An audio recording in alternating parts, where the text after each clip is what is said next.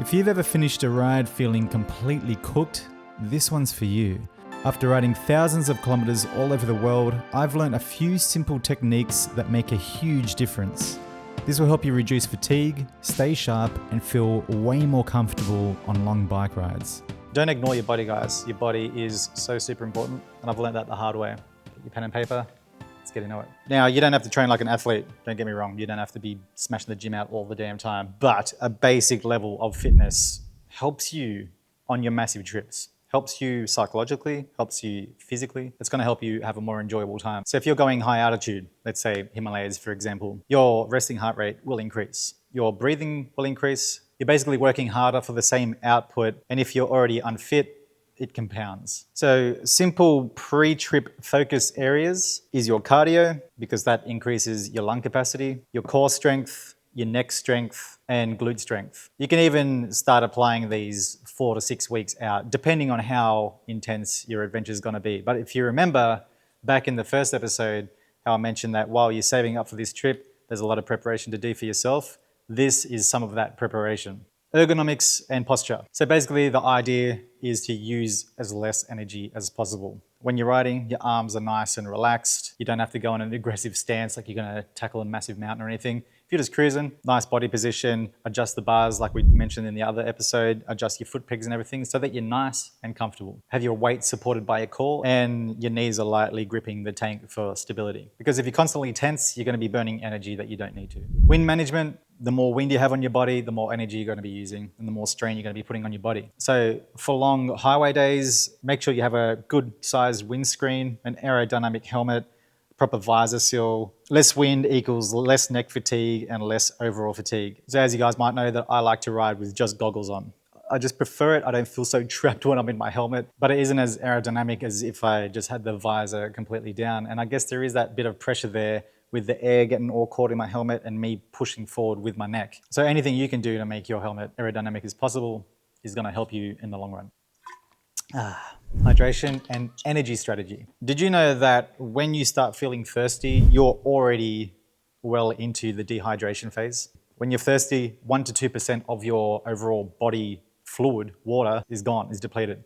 So you need to top that up. You need to keep that topped up as well. You shouldn't feel thirsty. Dehydration causes reduced focus, slower reaction time, headaches, and fatigue. That's why I ride with a Camelback. You just have a little drink while you're riding, and it's crazy the alert feeling that you get just pretty much straight after. And it means that you don't have to pull over, get all your stuff out, get a drink out, take your helmet off, have a drink, put everything back together. This way you're just cruising, have a suckle, and you just keep your fluids topped up. And then of course I always bring hydration salts with me as well. When I rock up to my accommodation, have a glass of hydration salts just to give your body a good chance to absorb it up. Even before you go to bed, take another one. It's crazy how dehydrated you get. It happens really, really easily, especially if you sweat like an absolute pig like me. Before we move on to the next segment, this episode is sponsored by Quadlock. Now, Ducati fans, check this out. Quadlock have now released these bad boys, Ducati phone cases. So you can have this match your nice, beautiful Ducati, Panigale, Desert X, Scrambler, whatever you got, that looks the part as well.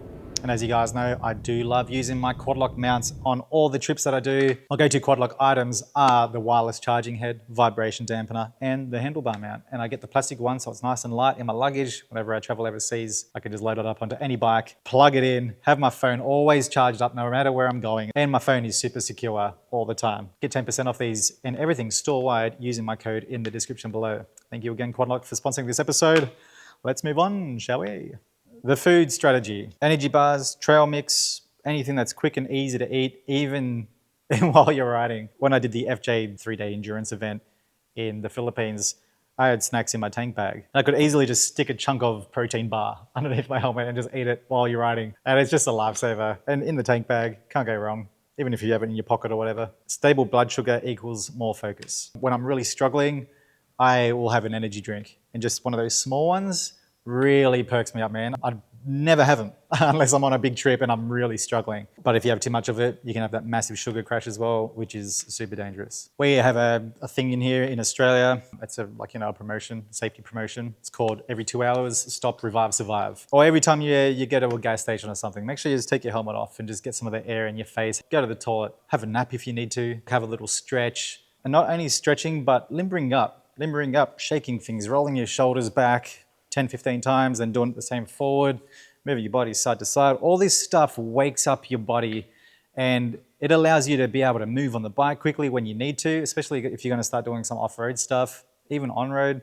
It keeps you alert. It keeps your muscles activated so that your reaction time is much faster. If you just wake up and just slop on the bike, you're going to cramp up so quickly. And then you might even feel just tired and fatigued. And if something just jumps out in front of you, everything's going to be that tiny little bit slower. You want to be as awake and as alert as possible, both mentally and physically. And then we go into the stretches. So for me personally, when I'm on a long road trip, the first thing that goes are my traps and my neck. I had a bit of an incident at the start of this year where my whole body just locked up and I wasn't stretching. I wasn't really maintaining myself last year or the year before, and everything sort of caught up with me. And now I'm seeing my physio and he's given me all these awesome exercises that's helped me now. And one of those are neck stretches. Now I'm not going to go into crazy detail on all the different kinds of stretches. There are so many videos out there. I'll even link some in the description below. Your helmet's extra weight on your neck if you're rocking an action camera to film everything as well. That's extra weight on the front.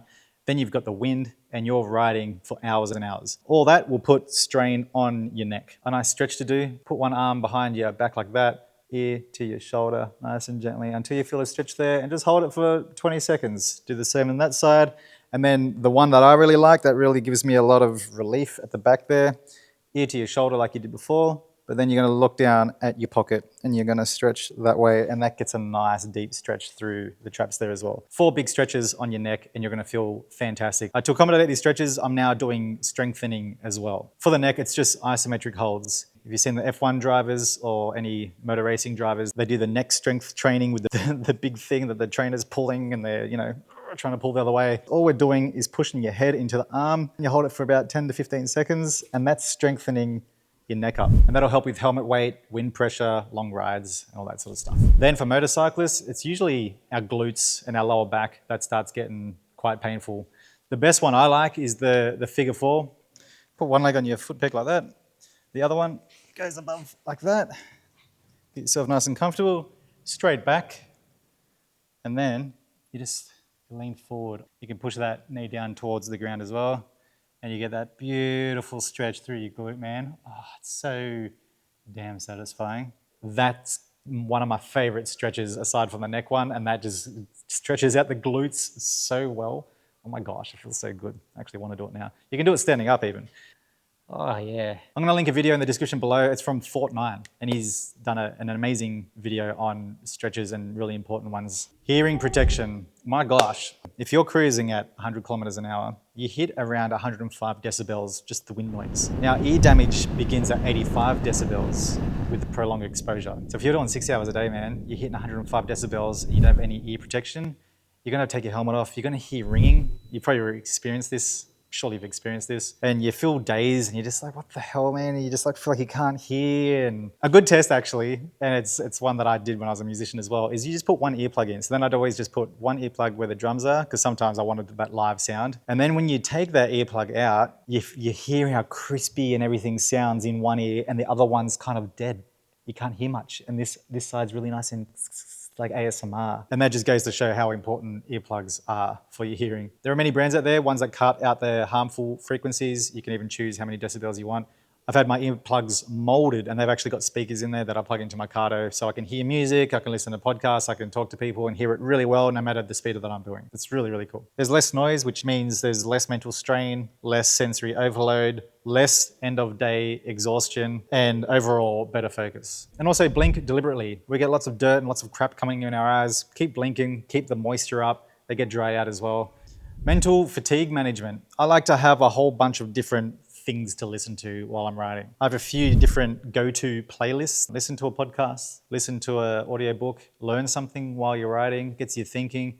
Then if you feel like you just had information overload, you can turn everything off, ride in silence, have a chat over comms to whoever you're riding with. So keep it interesting for yourself. Longevity isn't about being tough, it's about being smart. Being aware of your body, being aware of your pain points, your mental fatigue, and if you do get sleepy, guys, find a hotel, call it a day, take a day off the next day. What part of your body usually gives out first on long rides? Neck, back, hips? Let us know in the comments below. Thank you so much, Quadlock, for sponsoring this episode. I hope this episode helped you guys out. I hope this whole series has helped you guys out. And I hope that you have a fantastic adventure no matter where you're going. See you guys in the next one. Peace.